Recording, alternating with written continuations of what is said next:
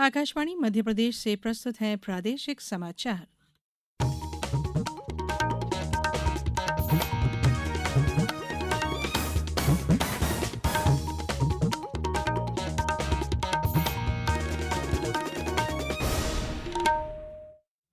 नमस्कार, समाचारों के साथ मैं धारणा सचदेव। सबसे पहले इस बुलेटिन के मुख्य समाचार। प्रधानमंत्री कल परीक्षा पे चर्चा कार्यक्रम के तहत देश भर के विद्यार्थियों से करेंगे संवाद। प्रधानमंत्री ने मन की बात कार्यक्रम द्वारा देशवासियों से किए विचार साझा। मध्य प्रदेश और राजस्थान के बीच 3 नदियों के बंटवारे को लेकर जयपुर में हुई चर्चा। और उज्जैन में 1 मार्च से होने वाले व्यापार मेले के दौरान होगी इन्वेस्टर समिट। अब समाचार विस्तार से। परीक्षा पे चर्चा 2024 के 7वें संस्करण के तहत कल 29 जनवरी को प्रधानमंत्री नरेंद्र मोदी विद्यार्थियों से संवाद करेंगे। युवाओं के लिए तनाव मुक्त माहौल बनाने के लिए परीक्षा पे चर्चा प्रधानमंत्री के नेतृत्व में बड़े आंदोलन एग्जाम वॉरियर्स का हिस्सा है। प्रधानमंत्री ने आज मन की बात कार्यक्रम में भी इस पर बात की। प्रधानमंत्री ने कहा कि यह कार्यक्रम उन्हें विद्यार्थियों से बातचीत करने और परीक्षा से जुड़ा उनका तनाव कम करने का मौका देता है। उन्होंने कहा, पिछले 7 वर्षों में परीक्षा पे चर्चा शिक्षा और परीक्षा से जुड़े विभिन्न मुद्दों पर बातचीत का एक अच्छा माध्यम बनकर उभरा है। 2 करोड़ 25 लाख से अधिक विद्यार्थियों ने इसके लिए पंजीयन कराया है और अपनी बात साझा की है। प्रधानमंत्री नरेंद्र मोदी ने कहा है कि 22 जनवरी को अयोध्या में रामलला की प्राण प्रतिष्ठा ने देश के करोड़ों लोगों को एक सूत्र में पिरोया है।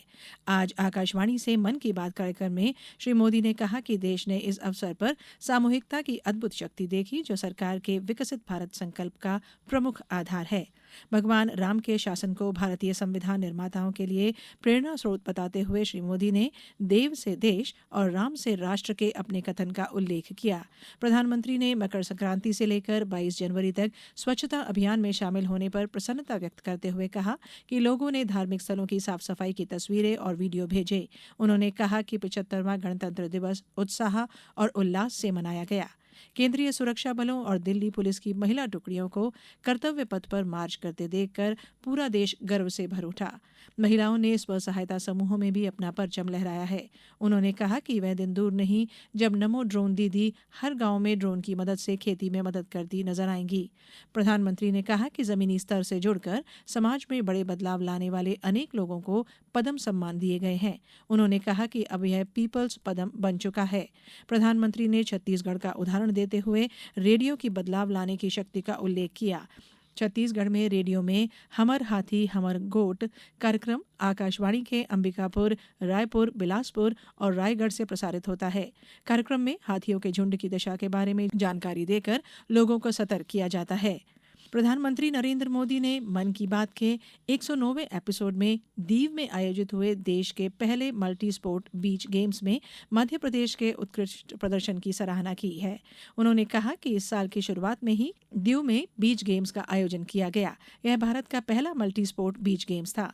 प्रधानमंत्री ने इस बात पर आश्चर्य व्यक्त करते हुए कहा कि इस प्रतियोगिता में सबसे ज्यादा पदक मध्य प्रदेश ने जीते, जहां कोई समुद्री तट नहीं है। मुख्यमंत्री डॉ मोहन यादव ने आज जयपुर एयरपोर्ट पर प्रधानमंत्री के मन की बात के इस कार्यक्रम को सुना। उन्होंने कहा कि मन की बात कार्यक्रम द्वारा राष्ट्र के निर्माण में रमे लोगों की प्रशंसा कर प्रधानमंत्री ने देशवासियों को आगे आने के लिए प्रेरित किया है। बिहार में नीतीश कुमार ने आज भाजपा के साथ मिलकर एनडीए की सरकार बना ली है।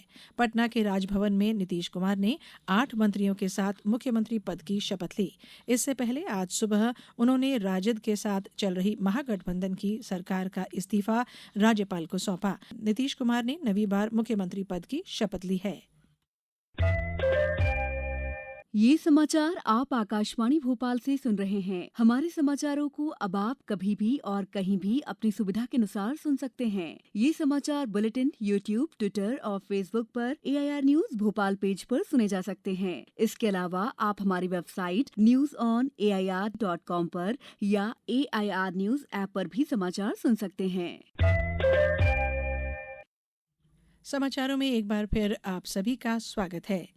मुख्यमंत्री डॉक्टर मोहन यादव ने कहा है कि राजस्थान और मध्य प्रदेश के लोगों को पार्वती, काली सिंध और चंबल नदियों के पानी का भरपूर लाभ मिलेगा। इन नदियों के जल के बंटवारे से दोनों राज्यों के लाखों किसानों का जीवन बदलेगा, विकास की नई संभावनाएं खुलेंगी, पर्यटन से लेकर औद्योगिक विस्तार में तेजी आएगी। मुख्यमंत्री ने आज जयपुर में राजस्थान के मुख्यमंत्री भजनलाल शर्मा के साथ इस मुद्दे पर आयोजित बैठक में चर्चा की। दोनों नेताओं ने दोनों राज्यों के हित में 3 नदियों के जल बंटवारे से संबंधित विषयों पर विस्तार से चर्चा की। इस बारे में केंद्र सरकार से विमर्श कर निर्णय लिया जाएगा। मुख्यमंत्री डॉक्टर मोहन यादव ने मीडिया से चर्चा में कहा कि दोनों राज्यों की नवगठित सरकारें विकास के कामों में लगातार आगे बढ़ रही हैं। उज्जैन के दशहरा मैदान में 1 मार्च से शुरू होने वाले उज्जैनी विक्रम व्यापार मेला 2024 की तैयारियां व्यापक स्तर पर की जा रही हैं।